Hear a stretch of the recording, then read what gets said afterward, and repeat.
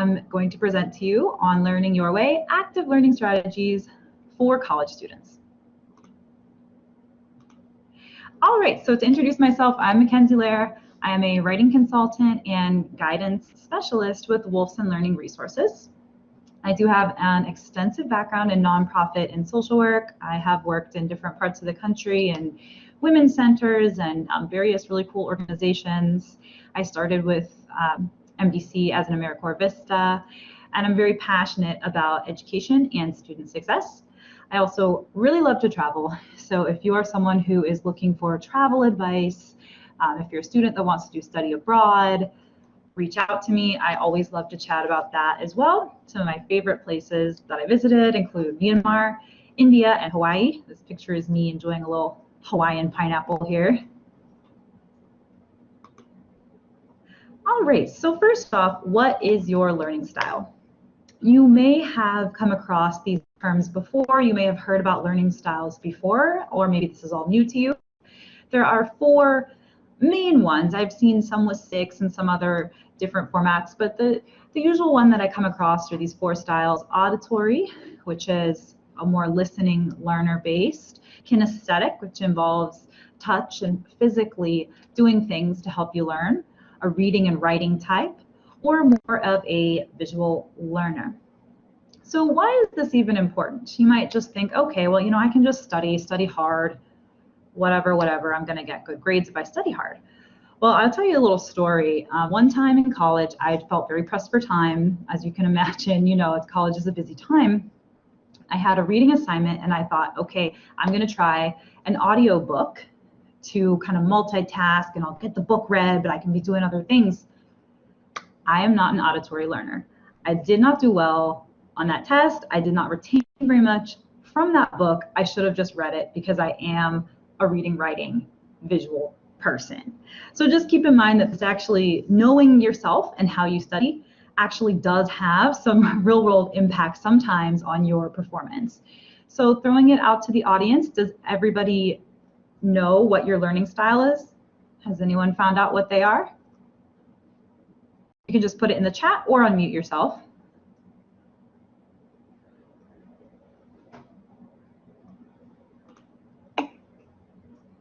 All right, Kelly is all of them, a little bit of everything. And that's not uncommon, that's really good. We've got Kelly with everything. We've got me with no auditory. Visual, all right, Leslie is a visual learner. It's a popular one. All right, so I'm glad you guys, and then Patrick with the kinesthetic. I'm not surprised. I can see that. So it's good. We all kind of know what's best for us. So let's keep that in mind as we progress in college or in your careers as well when you're learning new career skills. Now we're going to transition over to active listening. Active listening. This goes beyond simply hearing what is being said. What does that mean to go beyond? Well, let's read on. Pay close attention to body language and facial expressions. So be watching when someone is talking to you and use your own body language and expressions to convey that you are hearing what's being said to you as well. Be able to paraphrase, to repeat back what someone has said. You don't necessarily need to be verbatim, of course, but you need to say, so I'm hearing you say you felt frustrated with this assignment, or something like that. You need to be able to repeat what was being said to you to make sure that you understood it correctly, and ask thoughtful questions as they arise. But don't interrupt someone when they're speaking. Wait for them to finish what they're trying to convey, and then be able to participate in the conversation. So has anybody been in a situation where they felt like active listening was really a crucial part to teamwork?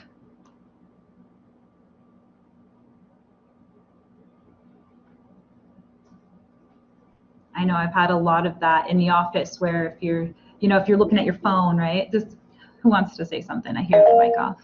Oh, Kelly, go ahead.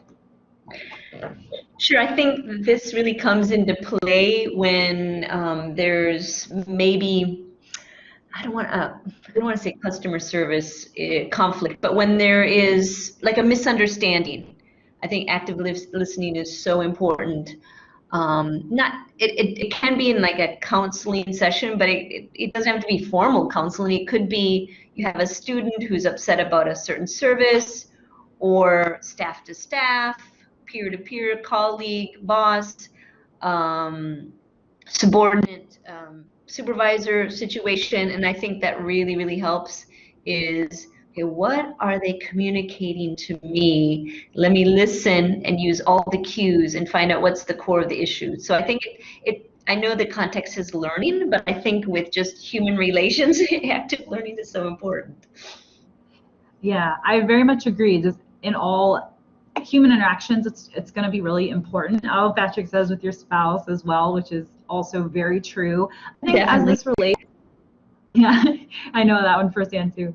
As this relates to student and teacher relationship too, you know, when the teacher is giving an assignment, maybe they're saying something like, "This might show up on your test," and they've said it. But if you're just kind of looking down, you don't see they kind of leaned in. You might, you know, you'll miss things if you're not really engaging with what's happening when you're listening in school. So let's keep going further with that. What is active learning and why should I care? So active learning is a strategy in which students engage with material rather than listen to an expert, so rather than lecture. So you might be thinking, oh man, but I have all these courses this semester, they're just in lecture format. There's nothing I can do about that. Well, you know, there actually is. You're able to form study groups. You're able to make flowcharts and stuff, which we'll get more into in the coming slides. But I just want to point that out, that when we're active listeners and active learners, we aren't just relying on, you know, kind of an expert or people talking at us. We're doing a lot of engagement with our bodies and with our eyes and things like that. And active learning, so this improves the retention of new information, it develops your critical thinking skills, and it helps students build their interpersonal skills. So when we're working together, we're navigating all kinds of, you know, social relationships, and that's really a huge benefit. So here are a few active learning activities that I jotted down that are some popular ones. So this might include, as I mentioned before, just working in small groups. You know, it's a really good idea the first day of class to maybe grab some phone numbers and just say, hey, you know, do you guys want to start a little study group? Maybe we can meet once or twice a week. So you can form your own little groups, share notes and things like that. You may be doing some journaling or role playing. It depends on what type of class you have. I like to say, you know, with like a law class, for example, I've been an embedded tutor with a paralegal course where I have seen the students go into groups and kind of explain, you're the plaintiff, you're the defendant, and grasp the material that way. My personal favorite is this, the outlines and the flow charts. That's a really good way for me to pre-organize a research paper, anything like that. I'm very handy with the outlines. Group discussions, and then other activities and projects. This would be the one for the kinesthetic learners that they might really gravitate towards. And if anybody has any other ideas, Leslie, Kelly, Patrick, if you have another learning activity that you've come across in your schooling or in your profession. Yeah, Mackenzie, I'll put it in the chat. I really like mind maps, so I'll just drop the link in there. It goes along with that, you know, being able to visualize the learning. So I'll put that in there, and sketching that helps too. So I'll put that in there. All right, great. Yeah, and with outlines, for me, a lot of people, that's that ABC thing. Some people, I do what Kelly does. I do the map. How about Leslie? Do you have any activities that help you learn or that you enjoy? Quizlet. Okay, I'm not really familiar with Quizlet. Is this like an online thing?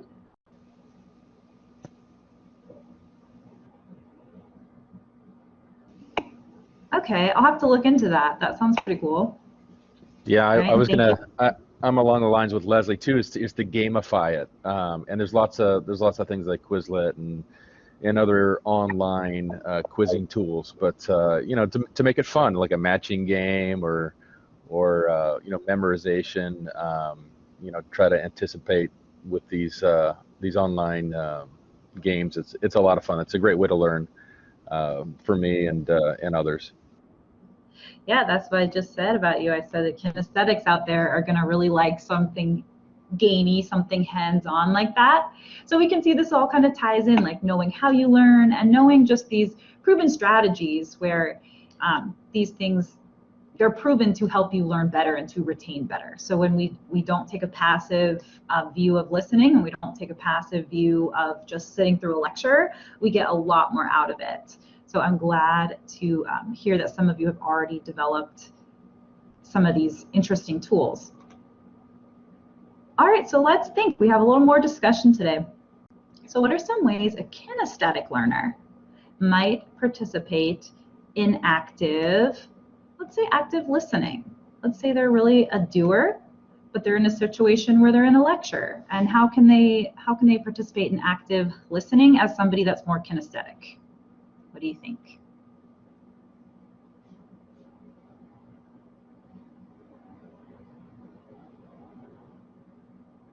Well, Mackenzie, I think that some programs or study lend themselves to this kinesthetic type of learning. I'm thinking the paramedic program. I know it's a little different than maybe other campuses, but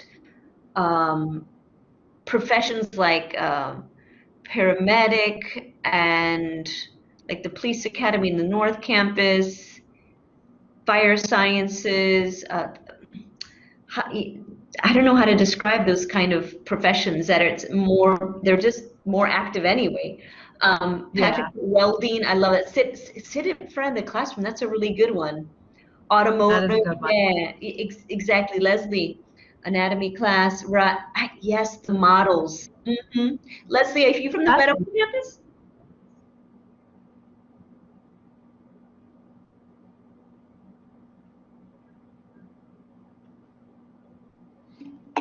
Oh, okay. I okay. thought so because of those anatomy models are right outside my office, and I was like, I haven't seen them other campus. So yeah, cool.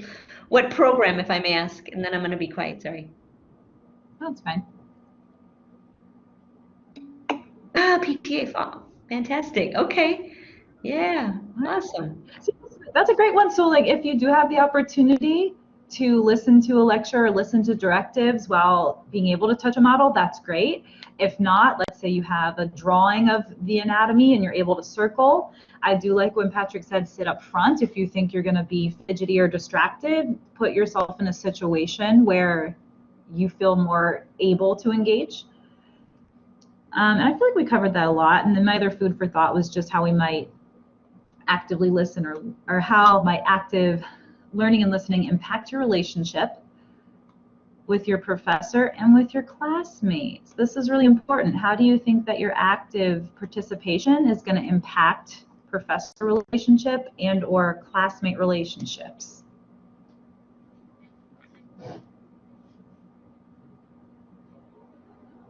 I'm especially curious, what you think, Leslie, with your studying the medical field, how you engage with like your classmates and people, if you're in these different medical settings, when you're relying on your team.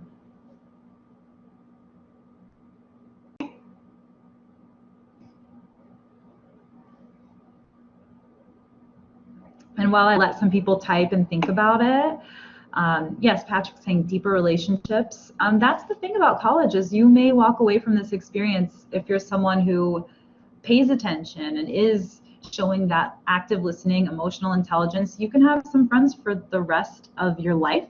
One of my coworkers, Ed, he's always talking about a friend that he has back, and he's retired from his career now, and his 40-year career, and is now with us. And he's always talking about friends from school. Like you can really just draw a lot of relationships out of being a good listener. What else do you guys think? Getting in groups and working with each other. Exactly. So if you're somebody that, people walk into class and you're already there and you're just sitting here and you're whatever, that, it's not very approachable, and it's not going to help you over the years really cultivate the kind of friendships and even professional networks that you want to have. So these skills can really impact you beyond just your education. All right, so here's my favorite slide, overcoming obstacles. These are things that I hear from students a lot. I don't have enough time. Well, I tried to email the professor and I just didn't hear back. Or I've just always struggled with X subject. I'm just not good at math, period. I'm never gonna be. So if anybody wants to just pick one of these and tell me if you've experienced this, or if you have a rebuttal or something you think is a good response to that.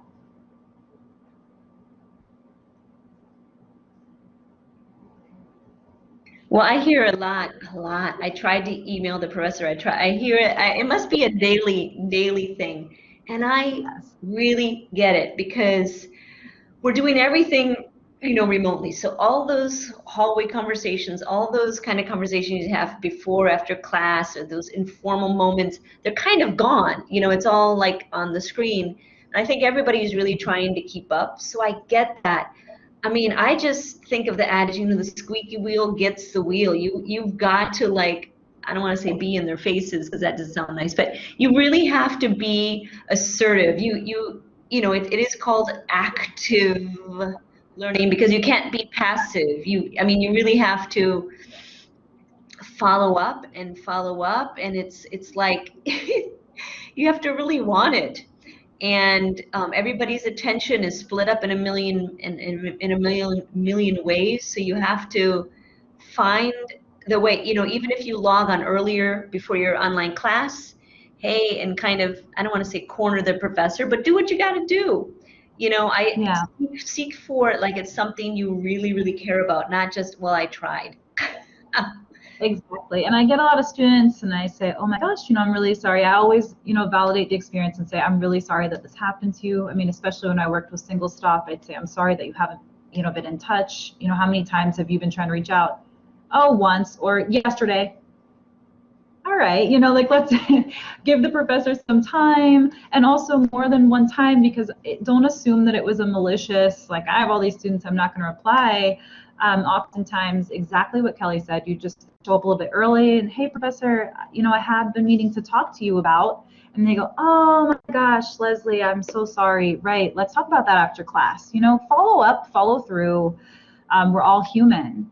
So I think that's what I want to teach within this presentation as well, is a little bit of perseverance. How about these other ones? Like, I'm sure Leslie with like time issues is so huge. And Patrick, what do you think?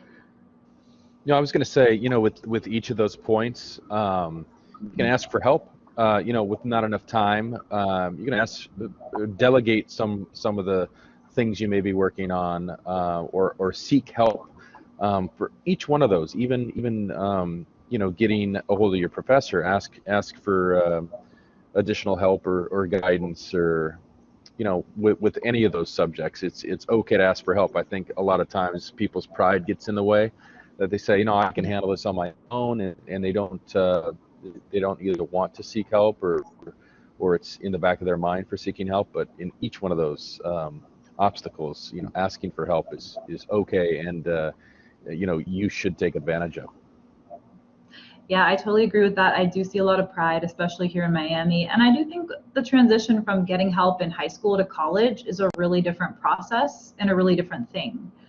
Whereas you may have asked your friends or your mom or somebody to look at something, like in college, this is very much dependent on professor relationships, tutor relationships, like my role.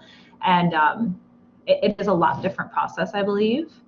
And we've got some input from Leslie. Thank you, Leslie. I'll make some time to get it done. I'll wait for the professor within a day or two and see if I can make an appointment. That's exactly right. See, hey, what's your schedule like? And schedule something in. To see a person, I'll seek help for the subject. A tutor, excellent. So you really pinpointed everything, Leslie. Ways to be active and overcome your obstacles. So remember, you are in charge of your learning. I cannot stress this enough. We cannot say, well, there was no time. Well, guess what? If you're working a 40-hour-a-week job, if you're a single parent, if you're doing all this and you have 5 classes, Maybe it's time that you need to take 4. Maybe it's time that you need to do your lab, which can be a 5-credit, big, huge class in a summer session. You do need to work it out. You cannot blame all these other things about your learning being impacted. You know, I tried to call the professor. They never ever got back to me. You need to follow up. You know, at the end of the day, these things really, it's your life and your learning and your degree. And so I believe firmly in all things are workable. You know, like I just said about your scheduling, about your life, you need to be able to set yourself up for the best success in college. And I see a lot of people just really overextending themselves or really, really frustrated with professors when they hadn't really been interactive with a tutor. And just know that you can feel angry at your teachers or you can feel angry at circumstances, but at the end of the day, it really only impacts you.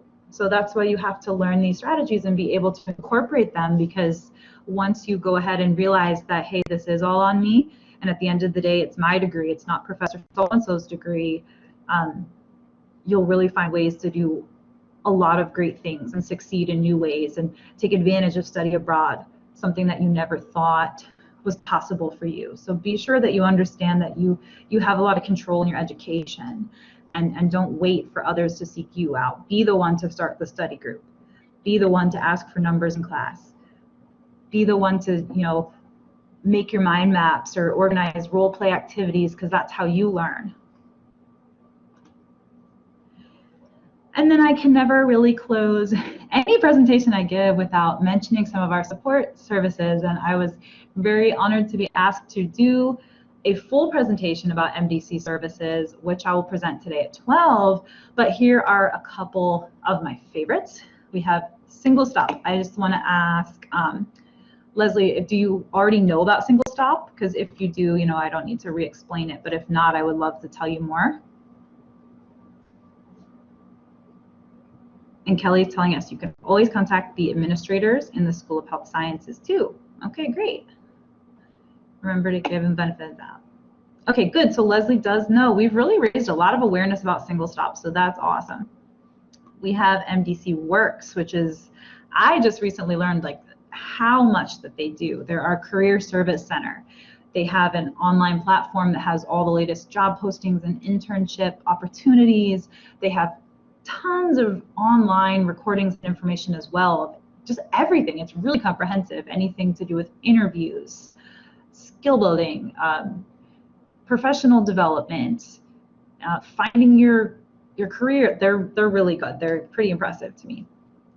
And then we do have Access, our services for students with disabilities.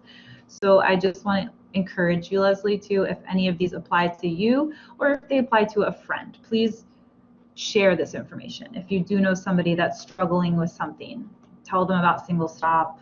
Word of mouth is really a big way that we're able to reach students across all of our many campuses. And that's everything